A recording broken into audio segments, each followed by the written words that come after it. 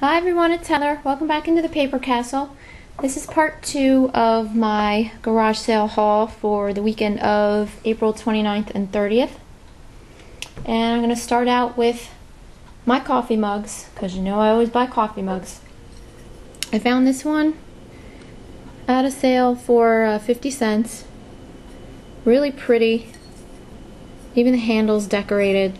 It's the Legend of the Sand Dollar with the story on it. Marked Cape Shore on the bottom. It was 50 cents. Looks brand new inside. Then at another sale, I found this Yankee coffee mug. Looks good inside. This was 25 cents. It might be a little too generic, so it might not sell, but I can always give it to my husband because, you know, we're big Yankee fans. And I found this Marvin the Martian. It's from Six Flags. It's probably from Great Adventure here in New Jersey. This is from 1996. Marked on the bottom. And it has been used, but Marvin the Martian sells pretty well, so that's why I took a chance on it for 25 cents. And like I was saying in my last video, with titles, it's very important.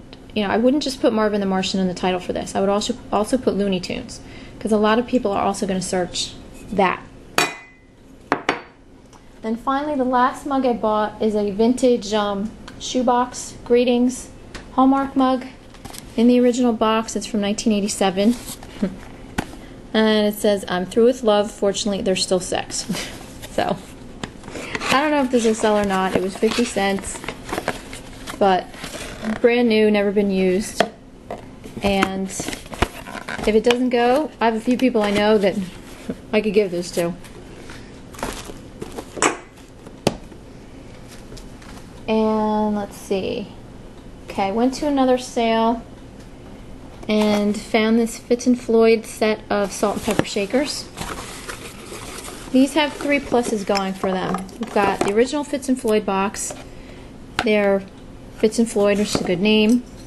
And they're Christmas. This is Clara and Nutcracker from the Nutcracker Suite. Plugs look good on the bottom. They're dated 1992, and they have the original stickers still on them. I have found another couple sets of these online, but they are just 2 Nutcrackers. I can't find one with the Nutcracker and Clara. So I'm hoping that's a good sign.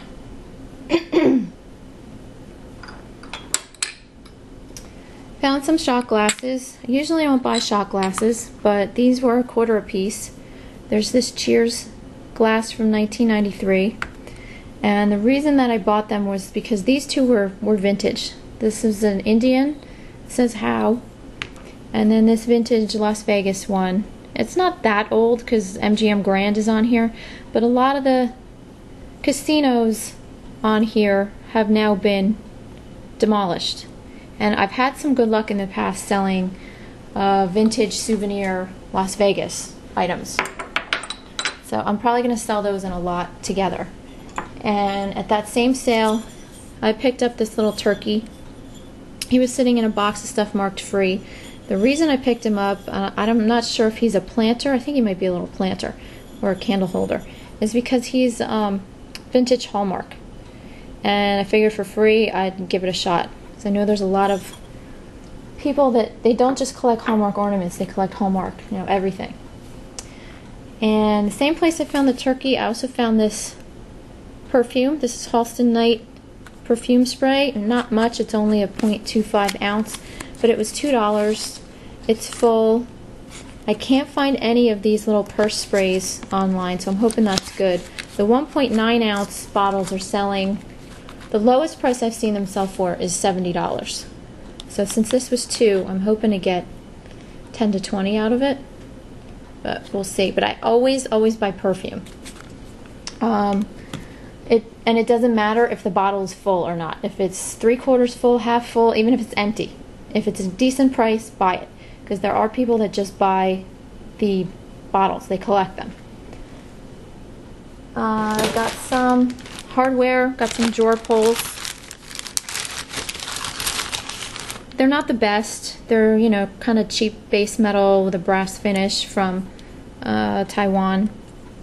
But they did all have their original screws, which is something that, you know, you have to look for when you're buying hardware, because people want all the screws and everything that go with them. This one isn't in the greatest shape, but I'm sure it could be cleaned up with a brush. And all the other ones are probably in the same shape as this one. These were $1. Let's see if they go anywhere. Found another calculator. Love to buy calculators. This is an HP 12C financial calculator. It does work and has the original case. This was $1. I looked and found I could probably make 12 to 15 on that. And I bought some puzzles. I don't buy a lot of puzzles, but there are certain ones that I always look for. I always buy Looney Tunes puzzles because they always sell, especially these nicer ones. This is 1,100 pieces. With puzzles, the more pieces, the better.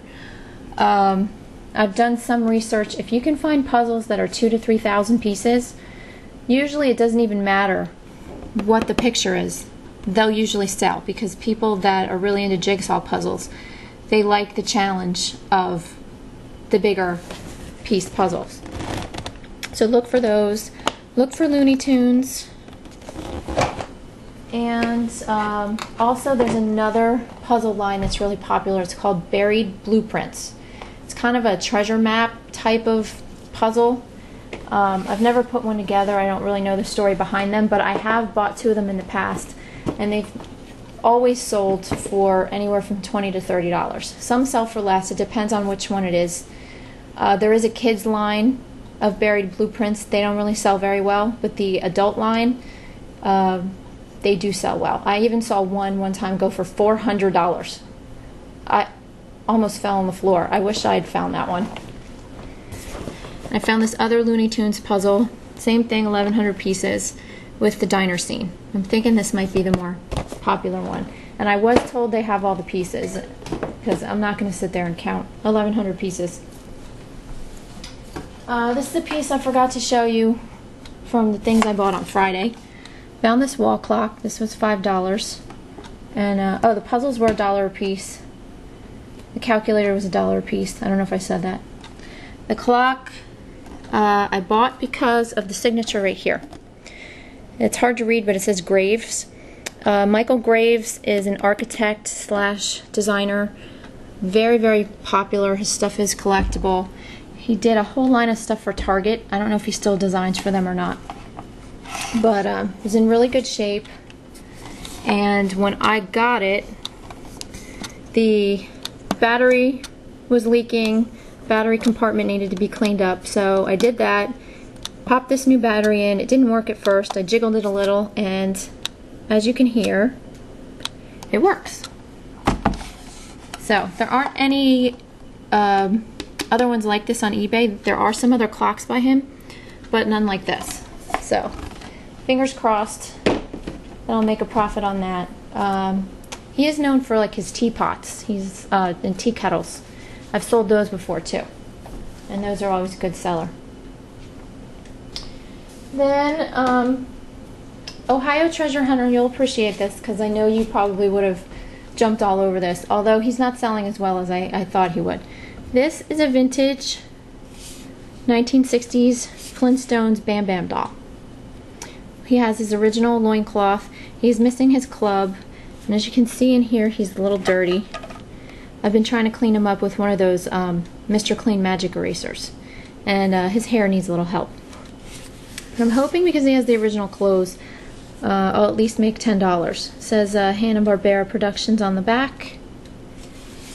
And like I was saying before with titles, they're so important. I was researching this and I found one that was just titled Bam Bam Doll. And I just wanted to jump through the computer and smack whoever had put up that listing. Because they didn't include Flintstones, they didn't include Hanna-Barbera. I mean, people are searching for those keywords. They might not always necessarily search for Bam Bam Doll.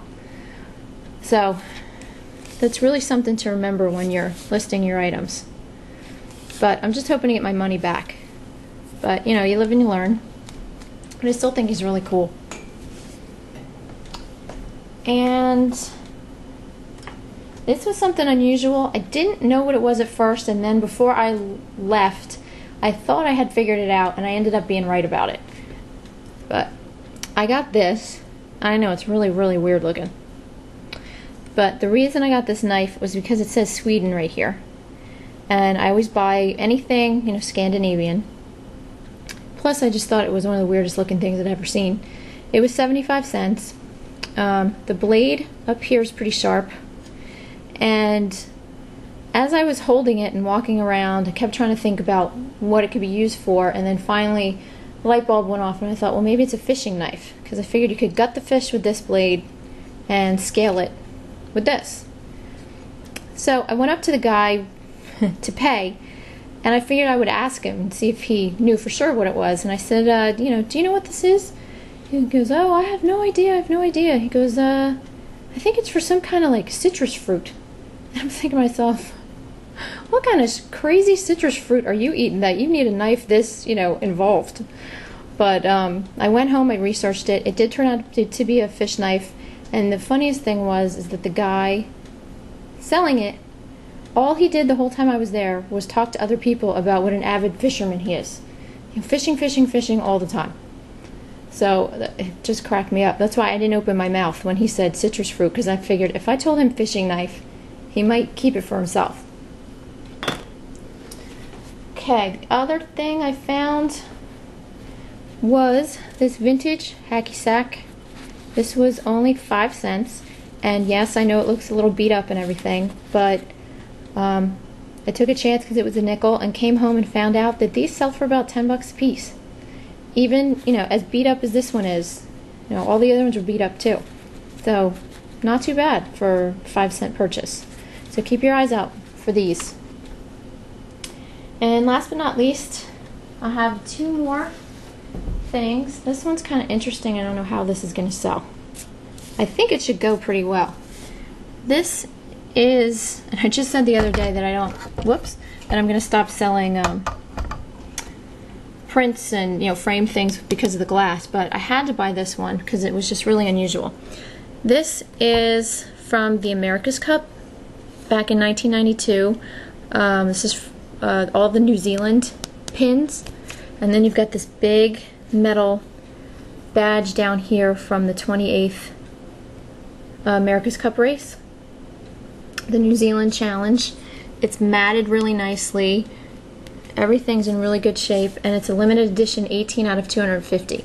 And this only cost $1. I can't find anything else on eBay even remotely similar to this, but I did find that some of the pins sell for around $5 a piece. So I'm hoping this might be one of my my secret little winners there.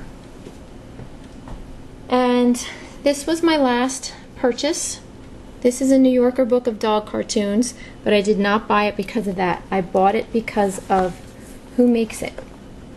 This was 75 cents, which is an absolute steal for this book. I don't think they knew what they had. Okay, this is by Easton Press. This company puts out books. You know, they always put out reissues of books like Charles Dickens, or, you know, any kind of famous story or a famous author. They'll put out a collector's edition. They're always bound in leather. They're always gilded on the front cover and the spine.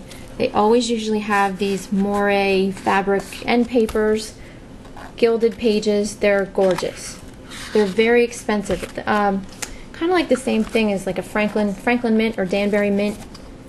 They send them monthly, you know, if you join their club. But I found this. I was really happy to find it. Found out that it's selling for around $30 to $35. I've found these in the past. The first experience I had with these, I went to a community garage sale, and a lot of times I don't have good luck at, you know, like townhome and condo sales, because they don't have a lot of good stuff. And this last one I went to, it looked like they had taken their trash can and just dumped it all over the table. I mean, the stuff was pathetic. and I was getting really frustrated, and then I looked on the ground and I saw one of these books. It was in a burgundy cover, and when I picked it up it said Charles Dickens.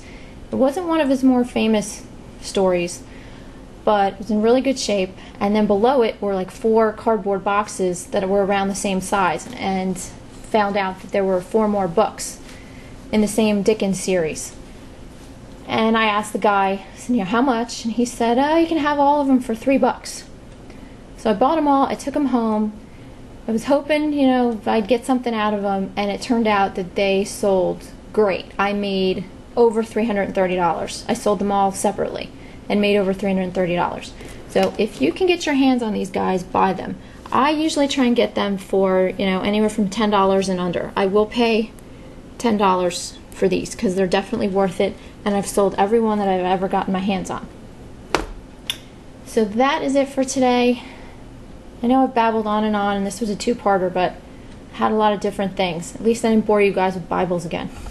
So that's it, everyone. Have a great week. I'll be back later in the week with some of my clunkers, and I think that's it.